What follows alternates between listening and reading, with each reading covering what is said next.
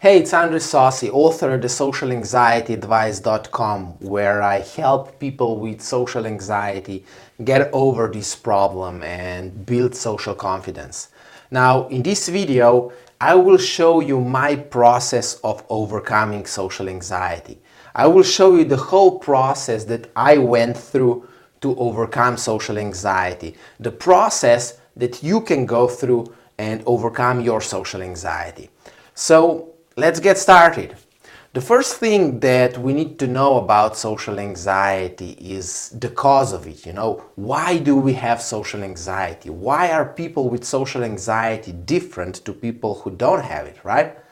Well, we all have this part of our brain called amygdala. This is a very small part of our brain that is supposed to warn us about danger. Its function is to be our smoke detector.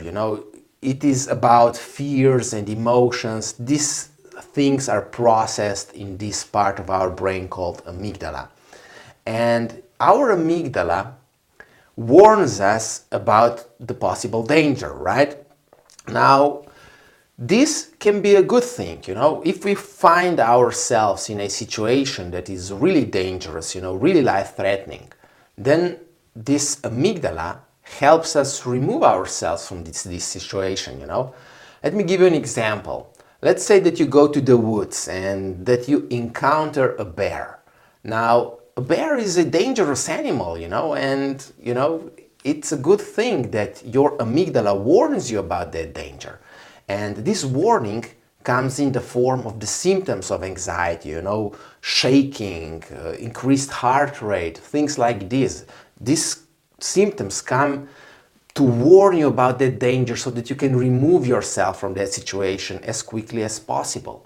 Now, the problem with social anxiety is that our amygdala works like this even in situations that are not really life-threatening. Now, this means that when we find ourselves in social situations, our amygdala, we have this amygdala, which is a part of our brain. Our amygdala fires the alarm to warn us about that danger of that social situation, It fires the alarm that comes in the form of fight, flight, freeze response, which comes in the form of the symptoms, symptoms of social anxiety. Let me explain this a little bit more. So we find ourselves in a stressful social situation. Let's say that we have social anxiety, we go to work and we feel stressed there. We feel the pressure of our coworkers, right? So our amygdala thinks that we are gonna get emotionally hurt, It doesn't make a difference between getting physically hurt and getting emotionally hurt. Now, this is a problem because when there is a physical danger, it's a good thing that it warns us about that danger, in case of that bear. But in case of getting emotional hurt, it doesn't really do us any favor because it fires the fight, flight, freeze response that comes in the form of symptoms of social anxiety. So when you go to work, your amygdala fires these symptoms, blushing, sweating, increased heart rate, these weird feelings in your stomach. Maybe even your mind goes blank when you find yourself in a stressful social situation, right? Now, these are all the symptoms that are supposed to warn you about the possible danger. You get to feel bad because this is supposed to help you remove yourself from that situation as quickly as possible. This is a sign that you have to act, right? This is how our bodies work. And we get anxious because our amygdala believes that we could get emotionally hurt in these social situations. Now, I've already said that our amygdala believes that we could get emotionally hurt, right? Now, what does this mean? You see, amygdala functions as a smoke detector, right? Just like a smoke detector detects smoke, and alarms us about this smoke so that we can do something about the fire, so does amygdala. It fires the alarm so that we can do something about that situation, so that we can, do something about it. Fight, flight, freeze response. If we encounter a dangerous animal, a bear, we can either fight it, we can flight, like go away, run away, or we can freeze, play dead and pretend that there is something wrong with us, so that this animal would leave us alone because it would think that there is something wrong with us, right? So this is how amygdala functions as a smoke detector. Now, what is that smoke, that triggers the amygdala to warn us about the possible danger? What is that smoke? Now, I've already said that amygdala believes that you are in danger, right?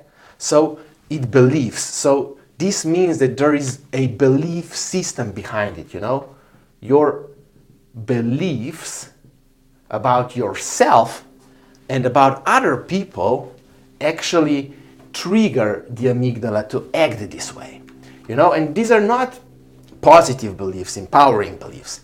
These are basically limiting beliefs that limit you socially. These are the beliefs that cause you to get anxious, right? So these are limiting beliefs. And we have all sorts of beliefs, positive, empowering, neutral, and of course negative limiting beliefs. And they all represent our reality. So they all feel like the ultimate truth to us, which is a problem because limiting beliefs actually feel like the reality to us. So whenever we find ourselves in a social situation and a limiting belief triggers the anxiety, we actually believe it to be true. We really believe that something bad can happen to us, because these limiting beliefs feel like the ultimate truth because they are a part of our identity. And that's why it's kind of hard to accept the fact that it's the limiting beliefs, that we actually have limiting beliefs, because they all feel like beliefs, We don't think about them as being limiting, but they are. There are certain beliefs that are definitely limiting. Beliefs like, I have to be perfect in order to be loved or accepted. A belief that you should never show your weakness because otherwise you could get rejected. A belief that, that you should always be accepted everywhere, that you should not make mistakes. There are all sorts of negative limiting beliefs that make you feel anxious in social situations. Now, let me give you an example. Let's say that you have a belief that you always have to be accepted, that you always have to do things in such a way that you get accepted, because if you're not accepted, it means that you're not good enough, right? You are rejected and it feels bad, right? You see, I did have such a belief. I actually felt like I needed to do everything that I could in order to be accepted. And in school, there was a group of cool kids, right? And I wanted to be a part of that group because they always seemed to have fun when they were around each other. And when I got rejected from that group, I felt bad, and I developed a belief that I can get rejected, that I need to be accepted, but I can also get rejected because of it, So I had this limiting belief that I have to do everything right in order to be accepted, right? Now, the reality is that, I could have fun on my own or with other kids that also had fun. It just didn't seem like that way because they were not the cool kids, right? Now, the thing is that once we have a limiting belief, let me give you another example. A limiting belief that that you should never show your weakness, right? Because this is something that many of us have, right? We should not show that we are not good at something, that we lack certain skills, because if other people notice it, they would think bad of us or they would reject us from their group or something like that. So a belief that we should never show our weaknesses is a limiting belief. So once we have such a belief, we need to get to the cause of it, right? Why do we have such a belief, you know? And let me tell you like this. Beliefs are like tabletops, okay? Just like every tabletop has legs that support that tabletop, right? So does every belief. It has legs that support it. So if we have a limiting belief, these events that support it are significant emotional events that happened to you in your past, most likely in your childhood years or adolescence. And these significant emotional events support these limiting beliefs that you have, right? Now, if we have a belief that we should never show our weaknesses, let's say, weaknesses. Okay, we have such a belief, a limiting belief. Now, what event could cause such a belief, to develop such a belief? In my case, I was getting bullied in school, you know, and I had a belief, you know, that I got bullied because I showed my weaknesses, and my weakness was being fat. You know, I was a chubby kid. I was really fat, and, you know, I got bullied. I got beat up in school, and so I developed a belief that I should never show my weaknesses to other people because I would get rejected and people would be bad to me if I show my weaknesses. And it's all because of this significant emotional event of getting bullied, right? Now, the thing is that our beliefs, all beliefs, positive, neutral, and limiting, all have these events, significant emotional events that support it. Now, some beliefs have more events than others, and some events only have, you know, some beliefs only have one event that supports it. So, in this case, once we start looking at this bullying from a different perspective, you know, this event, once we start seeing it differently, you know, once we realize that we didn't get bullied because we showed our weakness, but because this bully had his own problems, you know, this bully actually had low self-esteem because his parents were probably very bad to this guy, you know, and he probably got beat up by his father, right? And this bully never witnessed how it is to feel important at home, right? His parents never gave him the feeling of being important. And the only way that he could feel important is to bully other kids. You know, that's how he felt superior, how he felt important. So it was actually this bully's low self-esteem that was the reason for bullying, and not you showing your weakness. And I'm 100% sure that you can find situations in your life where you showed your weakness, it was exposed, maybe not intentionally, maybe intentionally, I don't know, but you were not rejected by the people who found out about this weakness. I'm 100% about that. Maybe you just don't remember it because this emotional event is so strong. So once we realized that it was not our weakness, this event loses its emotional power. So it stops supporting this belief, you know? And if this belief, this negative limiting belief about not showing our weaknesses, you know, only has this emotional event that supports it, this belief collapses and it no longer influences us and we no longer get anxious. Now, usually there's not only one event, but the thing is that even though there are many events that support these limiting beliefs, we don't have to deal with every single event. We just need to find a couple of significant emotional events that support this belief. And once we stop chopping these legs, you know, these events start losing their power. And once we chop all, or at least a couple of really important legs that support this limiting belief, this limiting belief collapses. it loses its power over you, you know? You no longer believe that you should not show your weaknesses because otherwise you could get rejected. So if you no longer have such a belief, the amygdala doesn't get triggered anymore because this smoke doesn't come there anymore, you know? This smoke detector doesn't detect this belief anymore. So it doesn't trigger the fight, flight, freeze response. You don't get to experience the symptoms of anxiety like blushing, sweating, increased heart rate, mind going blank, feelings, unpleasant feelings in your stomach. You don't get to experience that. And you don't get anxious. And you can function normally in that social situation. In social situation where you got anxious because of that belief. Now, of course, we probably have more than one belief that makes us anxious. So that's why it's important that we first identify the limiting beliefs that cause us to get anxious in social situations.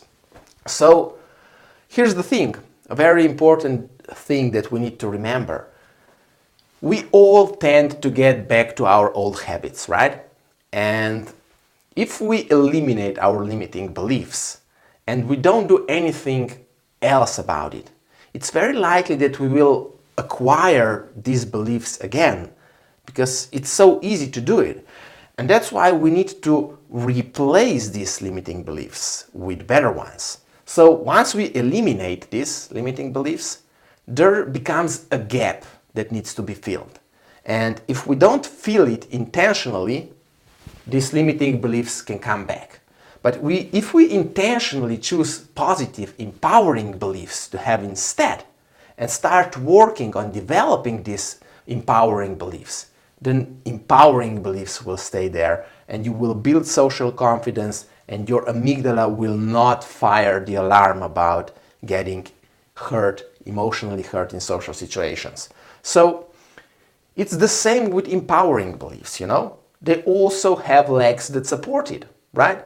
So this means that once we choose a belief to have instead of the limiting one, we need to start looking for evidence that support this empowering belief, right? So in our case, for example, it's a situation where we showed our weakness but nothing bad happened, or a situation where our weakness was exposed but we were actually better accepted, People started to like us more because of it, because now we were more like them, because we all have weaknesses. No one is perfect. I'm not perfect. You're not perfect. No one is perfect. No actor or actress or anyone. No one is perfect. We all make mistakes. We all have weaknesses. And once we show our weaknesses, we get accepted because people can now actually see that we are on the same level. Because even though we might be afraid of other people and feel inferior, it's very likely that a couple of them also feels like that, Even though you feel like you're inferior to them, they still might think they are inferior to you. And because they think you're perfect because you're trying to hide your imperfections. So the thing is that we should not be afraid. We need to eliminate these limiting beliefs that make us feel that way, right? And replace them with empowering ones. So as you can see, this is a process. Overcoming social anxiety is a process. There is no other way. There is no magic bullet that would make it just happen like that, You can't just go to sleep and wake up the next morning without social anxiety, being totally confident, going out there, enjoying life, picking up, people on the street, just going for a race, doing the things that you're afraid right now. It just doesn't happen like that. It doesn't happen overnight. It's a process that needs to happen. So you need to eliminate negative limiting beliefs so that your amygdala, that is a part of your brain, doesn't fire the fight, flight, freeze response in order to warn you about that danger. So we need to eliminate the limiting beliefs that make us feel like we are in danger in these social situations, right?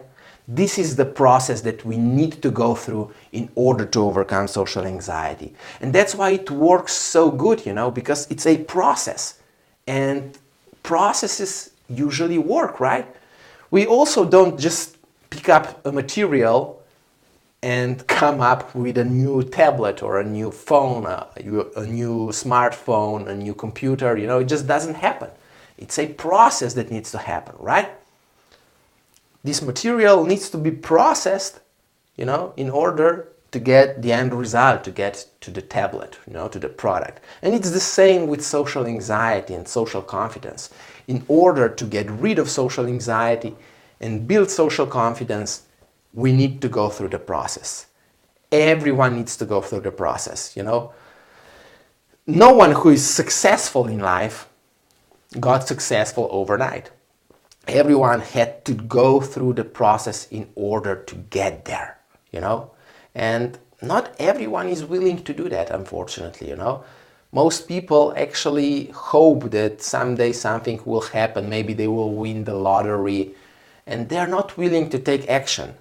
Now, there is quite a big difference between becoming super successful in life, financially, and overcoming social anxiety. Because overcoming social anxiety is probably easier than becoming super successful financially, right? Because becoming super successful in business, right?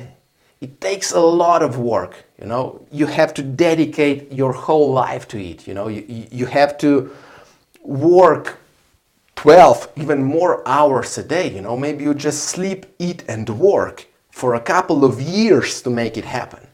But social anxiety, if you start working on it, and you dedicate 20 or 30 minutes a day, not hours, not 12 hours, 30 minutes a day for a couple of weeks, let's say 6 to 8 weeks, you will see significant results.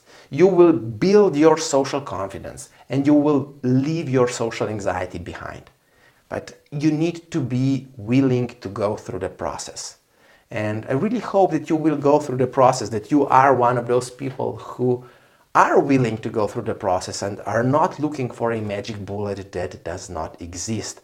So if you think you are ready to go through the process, overcome your social anxiety, build social confidence, and go after the things that you want in life, but you can't go after them because right now you get anxious in situations that would get you there. If you want to go for a race, you have to go to your boss and talk to your boss about your race. If you're single and you want to meet a significant other, you have to go out there and start dating, start approaching people, right? And whatever it is that you want, if you want friends, new friends, if you want to start a new hobby that involves other people, and you are too anxious to do that, you need to overcome social anxiety, right?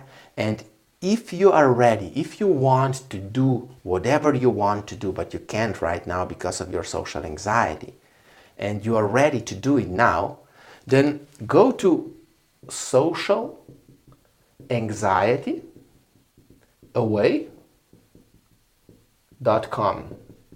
So this is socialanxietyaway.com. This is a website, my website. And on this website, I have an online video course that will take you through this process of overcoming social anxiety. I go a bit deeper on it than on this video right now.